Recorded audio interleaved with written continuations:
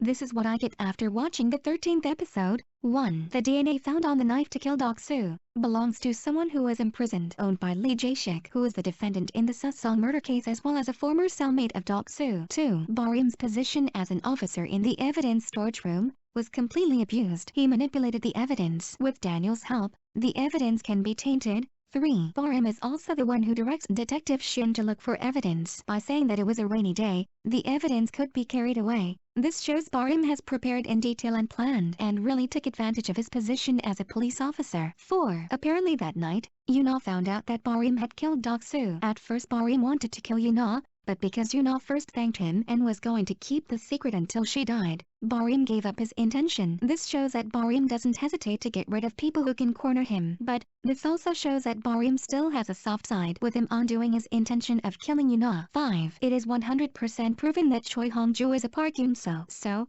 she was the child who lured potential victims when it snowed years ago, and she is also in the position as a victim. However, it is still unknown how she could escape, and why doesn't she return to her family? The probability of the criminals who held her were still on the loose, and there is a possibility that the perpetrator is the person who is supposed to protect the community like police or army. There is a few info about it. 6. Sung Ji-yoon was apparently attacked by a man in her 20s, in military uniform, in the Goryeo area, but she was helped by a young man too, who left after helping her. Who is that helpful man? And was the attacker in Goryeo really the serial killer of Susong? The serial killer of Susong is a man named Kim Byung-chul. It turns out that this man is the father of Detective Shin's lover. According to Sung Ji-yoon's professing faith, the attacker was in her 20s, but Kim Byung-chul in the assaulting tragedy is in his 40s, and he has hearing problems and doesn't speak fluently. It is very contrary to Sung Ji-yoon's professing faith. 8. Susong murder case reopened. This cannot be separated from Barim's interference. It seems that Kim Byung-chul is not the real culprit, and the real culprit is Lee Jae-shik. 9. Lee Jae-shik has been released from prison, and Muchi already has the professing faith of the victims. That's when Barim killed Lee Jae-shik. 10. Choi Hong-joo and Bong Ye found out that Barim killed Kang Deok-soo through the camera dashboard from a witness's bicycle. 11. This is interesting. How will Barim dodge? How will Hong-joo and Bong Ye behave towards Barim? How Daniel will handle Barim,